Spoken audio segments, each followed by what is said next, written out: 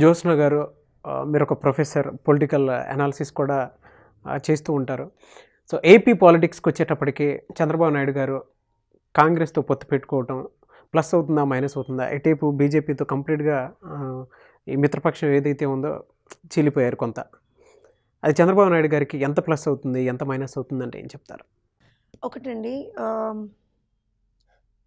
చంద్రబాబు నాయుడు గారు కాంగ్రెస్తో పొత్తు ఏపీలో పెట్టుకోలేదు, తెలంగాణలో పెట్టుకున్నారు. చంద్రబాబు నాయుడు గారు ఏదైతే పొత్తు పెట్టుకున్నారో అది కేవలం తెలంగాణకు సీమితం చేశారు. కాంగ్రెస్లో ఇప్పుడు ఏపీలో అన్ని చోట్ల కాంగ్రెస్ కూడా ఫైట్ చేస్తున్నారు. సో అదేమి అక్కడ మీకేం, and they have not told it's friendly fight అని కూడా వాళ్ళు ఏం చెప్పలేదు. ఎక్కడా కూడా వాళ్ళు అనౌన్స్ చేయలేదు దట్ వీఆర్ వన్ అనేది వాళ్ళు అనౌన్స్ చేయలేదు. వీ హ్యావ్ టు బీ, అంటే కొన్ని అనాలిసిస్ మనం కూడా చాలా క్లియర్గా తీసుకోవాలి. ఇప్పుడు బీజేపీ విషయానికి వస్తే 2014లో టీడీపీ బీజేపీ కలవడం మూలాన ప్లస్ అయింది బీజేపీకి. బికాజ్ బీజేపీ అనేది కొంచెం తెలుగు రాష్ట్రాల్లో, దక్షిణాదిలో, ఇన్ దాట్ సెన్స్ తెలుగు రాష్ట్రాల్లో కొంచెం తక్కువగానే ఉంటుంది, బీజేపీ ప్రభావం అంత ఎక్కువగా ఉండదు. అలాంటి పరిస్థితుల్లో 2014లో ట్రూగా మాట్లాడితే BJP has gained being in ఏమంటారంటే వీళ్ళ పొత్తుతోటి వాళ్ళకి బెనిఫిట్ అయింది. కానీ పోను ఏమైంది అని అంటే బీజేపీ సెంటర్లో ఉన్నాక కూడా చంద్రబాబు నాయుడు ఏది సాధించలేకపోయిండు అనేటువంటి ఒక నానుడి వస్తూ పోయిందనమాట. అది people have seen. And suddenly this person after 4 long years సడన్గా out of the blue he says మాకేం వీళ్ళు చేస్తలేరు కాబట్టి మేము బయటకు వచ్చేసినామని సడన్గా ఆయన బయటకు వచ్చేసాడు. నువ్వు ఎందుకు వాళ్ళతో కలిసావు అనే దానికి రీజనింగ్ లేదు, నువ్వెందుకు వాళ్ళ నుంచి విడిపోయావు అనే దానికి స్ట్రాంగ్ రీజనింగ్ ఏం లేదు. వాళ్ళతో కలవడానికి ముందర ప్రత్యేక హోదా కోసం, రాష్ట్ర ప్రయోజనాల కోసం, రాష్ట్రాన్ని అభివృద్ధి చేయడం కోసం నేను బీజేపీతో కలుస్తున్నాను, ఏంటంటే యాంటీ కాంగ్రెస్గా బీజేపీ ఉంది కాబట్టి నేను కలుస్తున్నాను అని చెప్పి కలిశాడు. కలిసిన తర్వాత ఈయన బీజేపీ నుంచి విడిపోయిన తర్వాత ఈయన కాంగ్రెస్తో కలిశాడు. ఇక్కడ తెలంగాణ మాట మాట్లాడుతున్నాను, I'm not talking about the centre nor I'm I talking about the AP.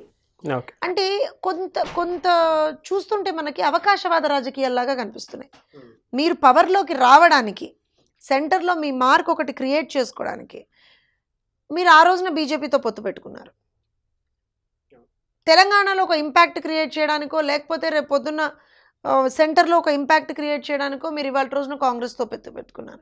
కాంగ్రెస్తో టీడీపీ పొత్తు పెట్టుకోవడం అనేది ఎంత సూయిసైడల్ అని అంటే, whether it is in Telangana or across, Congress party principles, Congress party విధానాలు, కాంగ్రెస్ పార్టీ అవన్నీ నచ్చకనే టీడీపీ ఆవిర్భవించింది.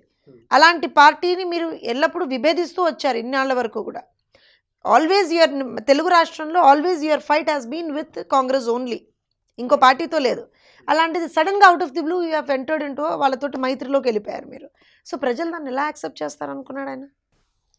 సో ఇవన్నీ కూడా కొంచెం అంటే ఇవన్నీ కూడా కొంచెం డెట్రిమెంటల్ అవుతాయి బీజేపీ మన టీడీపీకి. ఇంకోటి ప్రత్యేక హోదా విషయం, ఈ ఎగ్జాంపుల్ చాలా ఇంపార్టెంట్ అండి ఈ పాయింట్. ఎందుకంటే మనం ప్రత్యేక హోదా విషయమే తీసుకుంటే 2014 ఎలక్షన్స్ అప్పుడు హీ సెడ్ రాష్ట్ర ప్రయోజనాల కోసం, రాష్ట్రానికి ఒక ప్రత్యేక హోదా సాధించడం కోసం, రాష్ట్రాన్ని అభివృద్ధి పరచడం కోసం నేను బీజేపీతో కలుస్తున్నా అన్నారు. ఆ దిశలో బీజేపీ వాళ్ళకు ఒక సెంట్రల్ మినిస్టర్ కూడా ఇచ్చారు, అశోక్ గజపతిరాజు కూడా. అయినా కూడా he could not achieve this ప్రత్యేక హోదా అనేది ఆయన అచీవ్ చేయలేకపోయారు. మొన్న సడన్గా బీజేపీ వాళ్ళు తీసుకొచ్చి, నిన్ననే అనుకుంటా పీయూష్ గోయల్ గారు తీసుకొచ్చి అసలు ఒక లెటరే ఇచ్చాడు, మాకు ఆయన అసలు ప్రత్యేక హోదా వద్దు అనేటువంటి ఒక లెటరే ఇచ్చాడు, లెటర్ చూపించాడు ఆయన. We are not aware of that. కానీ నిజంగా కూడా అంటే మనం బయట నుంచి చూస్తే నిజంగా కూడా ఆయన నాలుగేళ్ల మాట ఏంటి, ప్రత్యేక హోదా లేకపోయినా పర్లేదు, కేంద్రం మనకేదో చేస్తోంది అనేటువంటి మాటలో ముందరకు వెళ్ళాడు.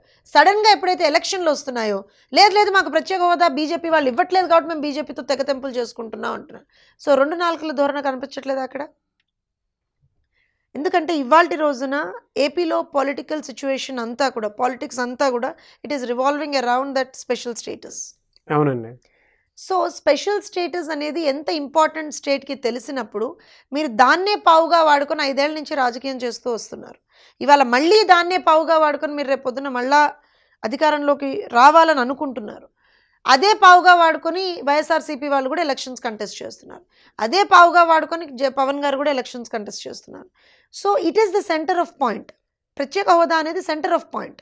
సో ఇవాళ బీజేపీ వాళ్ళు ఒక లెటర్ రిలీజ్ చేయడం కానివ్వండి, ఈయనకు సంబంధించిన వీడియోస్ అన్నీ కూడా వైరల్ అవుతున్నాయి సోషల్ మీడియాలో కూడా. సో ఇలాంటివన్నీ కూడా కొంచెం డెట్రిమెంటల్ అంటే అవుతాయి. బీజేపీ కూడా ఎలక్షన్స్ దగ్గరకు వచ్చాయనే ఉద్దేశంతో రిలీజ్ చేశారంటారా? మరి అంతే, ఇంకేముంది. నేను చెప్పాను కదా, ఇవన్నీ కూడా ఓట్ బ్యాంక్ పాలిటిక్సే. వాళ్ళకి అలానే ఉంటే ఆయన తెగతెంపులు చేసుకున్న రోజున BJP should have showed that. ఆయన ప్రత్యేక హోదా ఇవ్వట్లే కాబట్టి తెగతెంపులు చేసుకుంటున్నారు అని అన్నప్పుడు ఆయనే వద్దన్నాడు కదా, అందుకే మేము ఇవ్వలేదు అనే మాట వీళ్ళు చెప్పచ్చు కదా. వీళ్ళు ఇవాళ ఏమంటున్నారు, లేదు మీరు మాకు పట్టం కట్టండి, మేము మీకు ప్రత్యేక హోదా ఇస్తామని వీళ్ళు ఇవ్వాలంటున్నారు. 5 ఏళ్ళ నుంచి ఇవ్వండి, వాళ్ళు ఎలా ఇస్తారని మనం నమ్ముతాం? జగన్ గారు ఏ లెక్కన తీసుకెళ్ళి కేంద్రం ముక్కుపిండి నేను తీసుకొస్తానని జగన్ గారు చెప్తారు. ఏ పార్టీ ఉంటే తీసుకొస్తారు? కాంగ్రెస్తో పొత్తు పెట్టుకున్నటువంటి టీడీపీ వాళ్ళు చెప్పే మాట ఏంటి? బీజేపీ ఇవ్వలేదు కాబట్టి కాంగ్రెస్ ఇస్తుంది అంటారు. ఆ రోజున కాంగ్రెస్ ఇవ్వలేదు కాబట్టే బీజేపీకి పట్టం కట్టారంటారు. అసలు ఎక్కడా కూడా పొంతన లేని సమాధానాలు, పొంతన లేని మాటలు వీళ్ళవి.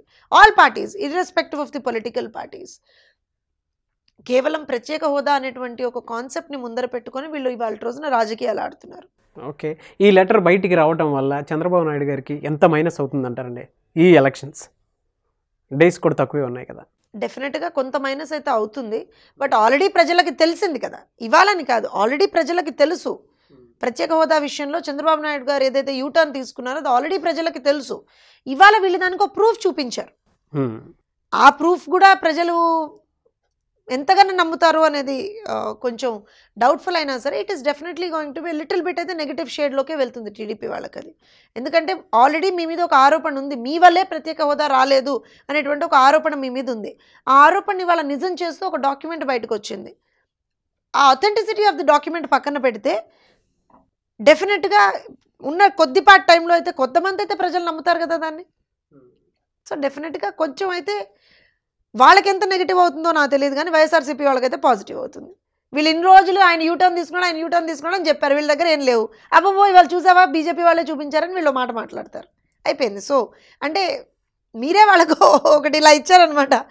సో ఏమంటారు అని అంటే ఇది ఒక ప్రూఫ్గా వీళ్ళే వాళ్ళకి ఇచ్చారు. So we don't know, it is definitely going to be a plus for YSRCP, if not minus for TDP. If it is definitely going to be a plus for YSRCP. So దీనివల్ల అంటే బయట ఒక talk ఉందండి, ఏంటంటే పవన్ కళ్యాణ్ గారు చంద్రబాబు నాయుడు గారు కలిసి work చేస్తున్నారని. సో ఓట్లు చీల్చడం వల్లే, ఓట్లను చీల్చి అంటే పవన్ కళ్యాణ్ గారికి సపరేట్ ఓట్ బ్యాంక్ ఉంది, అండ్ బీఎస్పీతో పొత్తు పెట్టుకోవడానికి మెయిన్ రీజన్ కూడా చంద్రబాబు నాయుడు గారు బిహైండ్ ద రీజన్ ఉన్నారు అని చెప్పేసి బయట నుంచి ఒక టాక్ వినిపిస్తుంది. ఓట్ల చీలిక వల్లే అంటే అక్కడ వైఎస్ఆర్సీపీని రానివ్వకుండా చేయడానికి, అండ్ మన బీజేపీతో కలిసి వైఎస్ఆర్సీపీ వెళ్తుంది కాబట్టి ఆ విధంగా ప్లాన్ చేశారని ఒక టాక్ ఉంది.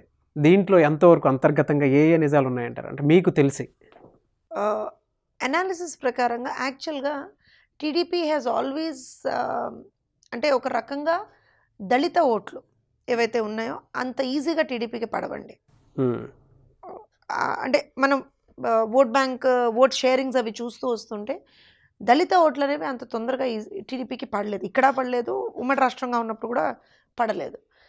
సో అలాంటి సిచ్యువేషన్లో కొంచెం ఆ ఓట్లను గార్నర్ చేసుకోవడానికి బీఎస్పీ పొత్తు అనేది పవన్ కళ్యాణ్ గారు పెట్టుకున్నారు. కానీ ఆంధ్రప్రదేశ్లో బీఎస్పీ ఎగ్జిస్టెన్స్ లేదు పెద్దగా. అవునండి, ఆ పార్టీ ఉందని కూడా కొన్ని ప్రాంతాల్లో తెలియదు అసలు. అంటే I'm not saying BSP party ఉందని తెలియదు అని అంటే కొన్ని రాష్ట్ర రాజకీయాల్లో తెలియదండి, తెలియదు. దేశ రాజకీయాల్లో అయితే దేశ రాజకీయాల్లో తెలిసినా కూడా మీరు ఒక విషయం ఆలోచించాలి. మనం ఏదైతే మాట్లాడుతున్నామో more or less we are talking about the assembly elections. MP elections are different, MP elections కంప్లీట్గా డిఫరెంట్. అవి ఇక్కడ రెండు కలిసి వచ్చినా కూడా ఆంధ్ర ప్రజలు ఇప్పుడు వాళ్ళ మెయిన్ ఫోకస్ అంతా కూడా అసెంబ్లీ ఎలక్షన్స్ మీద ఉంటుంది. అంటే ఓట్లు పడేవి కూడా ఎక్కువగా ఎమ్మెల్యే ఓట్ల ఆధారితంగానే ఎంపీ ఓట్లు కూడా పడతాయి. You have to accept that. ఎందుకనంటే అలాంటి ఒక సిచ్యువేషన్ రాకూడదని ఇక్కడ కేసీఆర్ గారు ముందస్తు ఎన్నికలకు వెళ్ళారు. కానీ అలాంటి సిచ్యువేషన్ ఇప్పుడు అక్కడ ఉందన్నప్పుడు మీకు దేశ రాజకీయాల ఫలితంగా అక్కడ మీకు ఏమంటారు అంటే అక్కడ పడవు ఓట్లు, ఇప్పుడు అసెంబ్లీ ఎలక్షన్స్లో పడవు. లోకల్ దీన్ని బట్టి, లోకల్ డెవలప్మెంటల్ సిచ్యువేషన్ని బట్టి, లోకల్ పార్టీలను బట్టి ఓట్లు పడతాయి. అలాంటి సర్కమ్స్టాన్సెస్లో డెఫినెట్గా దళిత ఓట్లు అనేటువంటివి కొంచెం చీలే ఛాన్సెస్ ఉన్నాయి, కానీ అంత పెద్దగా అయితే రిమార్కబుల్ చీలికైతే రాదు. డెఫినెట్గా YSRCP has got a good hold on that. ఆ సెక్టర్ ఆఫ్ ఓట్స్ మీద వైఎస్ఆర్సీపీకి హోల్డ్ ఉంటుంది, but rest of the sectors మీద టీడీపీకి హోల్డ్ ఉంటుంది. సో ఆ ఓట్లని కొంచెం చీల్చడానికి పవన్ కళ్యాణ్ గారిని ఉపయోగించవచ్చేమో, బట్ అంతగా చీలవండి ఆ ఓట్లు, పెద్దగా చీలవు. నిజంగా మాట్లాడితే టీడీపీ ఓట్లే చీలుతాయి పవన్ కళ్యాణ్ గారితో. ఎందుకు అనంటే ఆయన ఆ క్రేజ్ ఏదైతే ఉంటుందో క్యాస్ట్ ఫీలింగ్ పరంగా కూడా కొంచెం ఇటే ఓట్లు చీలుతాయి. అటు పెద్దగా ఓట్ ఆ క్యాస్ట్ వాళ్ళు ఎప్పుడు అటు వేయలేదు. They will not prefer that particular party. పిఎస్ఆర్సీపీని పెద్దగా ఎప్పుడు ప్రిఫర్ చెయ్యరు వాళ్ళు.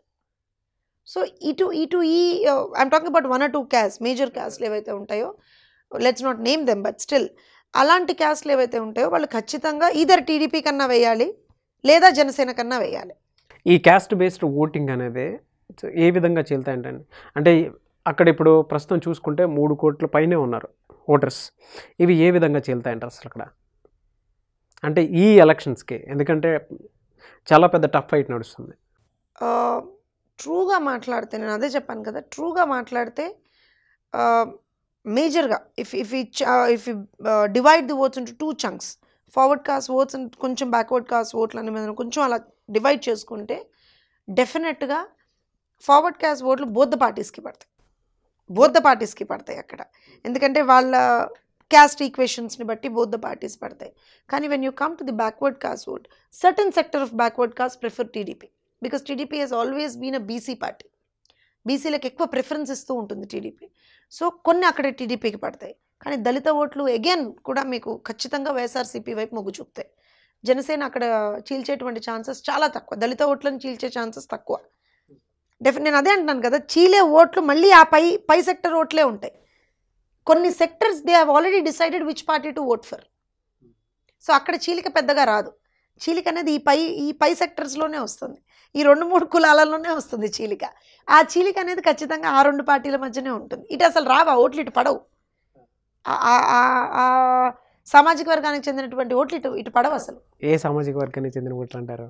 లెట్స్ నాట్ నేమ్ దమ్ అని నేను అందుకే అన్నాను, because Nagaraj garu, I have never believed in caste politics. నేను ఎప్పుడు కూడా పర్సనల్గా I don't believe in caste politics.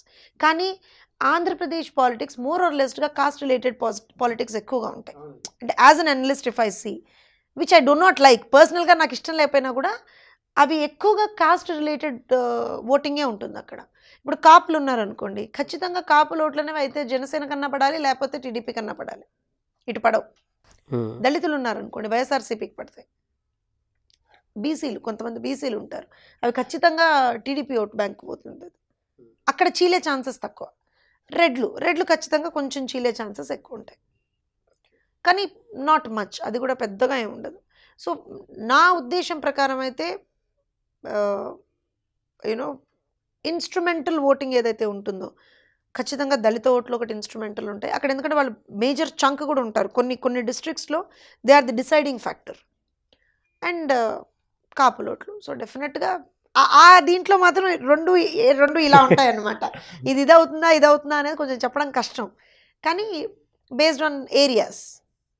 So I again hope, I'm appealing, probably మీ ద్వారా అయినా I should appeal that they should vote more sensibly, కులమతాలకు అతీతంగా ఓట్లు వేయాలని నేను కోరుకుంటున్నా. I think I have that liberty to tell on your channel. ఎందుకంటే people should vote for people who will develop them, not for particular caste or particular religion. Thank you, madam. Thank you.